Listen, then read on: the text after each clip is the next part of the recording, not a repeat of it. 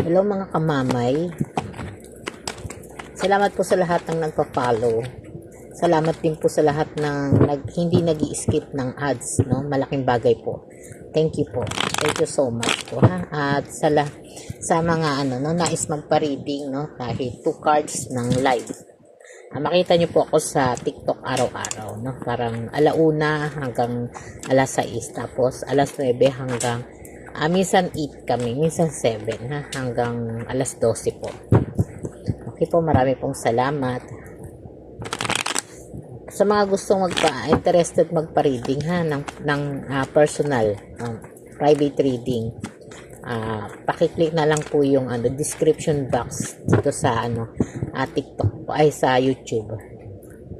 Salamat po ulit, no. Ito yung yung energy na to para sa may mga bagong kasal, no, may mga kalibin, basta lumipat o nagsama na, ha, ng partner para makabuo na ng masayang pamilya. Pero may mga parang kontrabida, no, sa pangarap na yon. Yung pamilya ng partner mo, no, parang yun yung mga energy na naririnig natin, no? Kasi lahat na lang ng bagay, no, nagiging issue. Kahit maliliit lang na problema, kalat, o maging dahilan para magalit, no, o ipahiya ka. Minsan nga kwento ka na lang sa iba, no. Minsan nga din yung parang nagkikwento ka pa lang inaano ka na, binabara ka na. Ganun, no? Ganun ka katitindi yung mga ginagawa sa iyo, kaya napapatanong ka na kung may lihim bang galit o inis sa iyo yung pamilya ng partner mo sa iyo, no? Ito po'y para sa inyo. Kung ganun yung mga energy na nabanggit ko, ito po'y para sa inyo, ha. Okay po, nabibitawan ko na. May lihim bang galit ang pamilya ng partner mo? So, medyo mabigat ang ating energy, ha.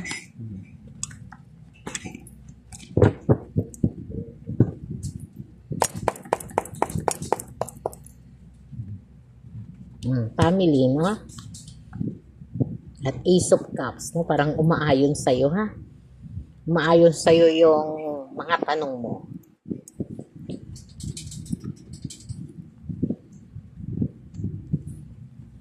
Base sa card, ha, ito po talaga ay grupo, no? Family, at yun yung mga sitwasyon na yan, ha. Sabi nga po dito, no, sa 9 of Wands na naka-reverse, ha, ito yung mga parang napaparanoid yung mga kamag-anak ng partner mo, no, na parang kada galaw mo meron silang masasabi na hindi naaayon para sa iyo, no.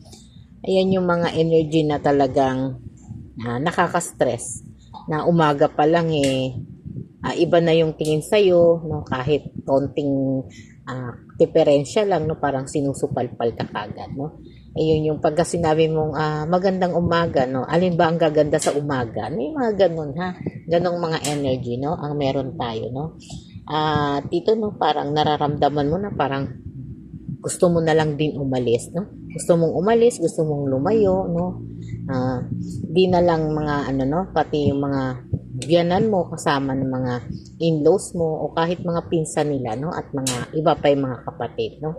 At parang sinasabi nga ng Ace of Cups, no, ito yung mga parang hindi nakakatuwang nakakatuwang enerhiya, na dito sinasabi pa rin ng Ace of Cups na talagang andoon yung lihim, no, lihim na mga emosyon na inis sa iyo, no, ng family ng iyong person, na halos hindi mo halos parang pinagtutulong-tulungan ka, no. Kaya ito pong Ace of Cups ay nagpapakita, no, na talagang andoon yung emotional, no, emotional fulfillment, na talagang puno sila ng galit, no, puno sila ng pagkadismaya, no. Sabi kasi nila, no, para ka daw kasing walang pakialam, no, parang naging padalos-dalos, no, parang ito yung sitwasyon na parang ayaw nila talaga sa'yo, no, na kahit anong gawin mo, kahit anong pakisama mo, o kahit magkaroon pa kayo ng mga anak, talagang isa lang yung katotohanan na ayaw nila sa'yo. Hindi sila boto sa iyo, no? Pero sabi nga dito sa ano no, sa Six of Wands, no, na itong mga ano na to, mga energy na to, no, kahit naman anong sabihin nila sa iyo, ha?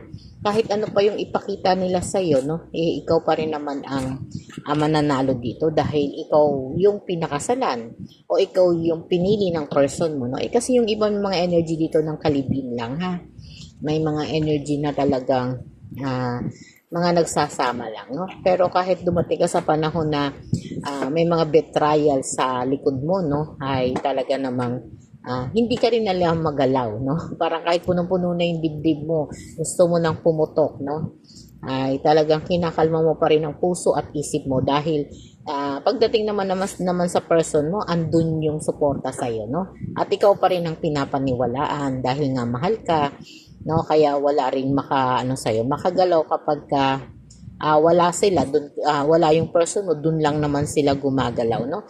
At dun lang naman sila nagbibigay ng mga opinion o pakikitungo na hindi maganda sa iyo, ha? Kaya pag dumadating sa panahon na talaga, sinasabi mo din naman ito sa person mo, kaya yung person mo ay nananahimik na lang para hindi magkaroon ng problema, para hindi magkaroon ng bad image sa family niya, no? Kaya sabi nga ng iyong person, di pagka tayo ibubukod na lang, no? At tayo ilalayo na lang para hindi ka nasasaktan at hindi ka naaapektuhan sa mga ipinapakita nila, no? Kaya yun yung mga emosyon na talagang masaya ka rin naman kasi kahit na hindi maganda yung pakikitungo sa iyo ng mga pamilya ng iyong partner, ando naman yung pagmamahal sa iyo at tiwala ng yung person, ha? Kaya sinasabi pa rin po dito, no, sa 10 of Pentacles, 10 of Pentacles na talagang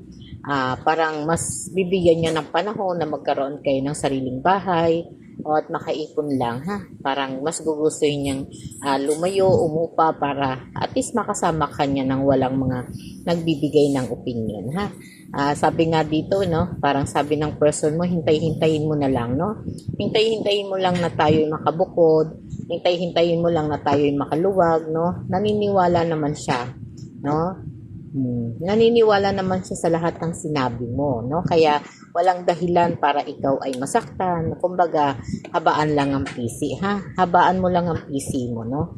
Dahil yan yung isang bahagi ng ng family na pero hindi naman lahat merong ganyang sitwasyon, no? Pero kung ikaw ay nasa ganyang sitwasyon, siguro talagang dapat lang na bumukod ka na, ha? At alam mo na sa sarili mo na may lihim na galit yung family ng person mo sa'yo dahil baka yung person mo lang din kasi ang inaasahan ng pamilya nila tapos bigla kang dumating sa buhay nila kaya siguro ganun ang naging sistema ng trato sa iyo, no? Pero hindi naman din siguro nila intensyon na magalit sa iyo, ha? Siguro may mga personal lang silang dahilan, no? Kaya siguro lawakan mo na lang din yung pangunawa mo at syempre mas mapalad na ikaw na lang ang iintindi, ha? At mas binibiyayaan daw po ng Diyos yung ganon kaysa sabayan mo yung mga lihim nilang galit, no? At mas mainam na pakitaan mo sila ng mabuti at tama at maayos na pakikisama, no, kahit na ganun yung ipinapakita nila sa iyo, no, dahil ikaw pa rin ang magtatagumpay pagdating ng tamang oras, no. Okay po, marami pong salamat.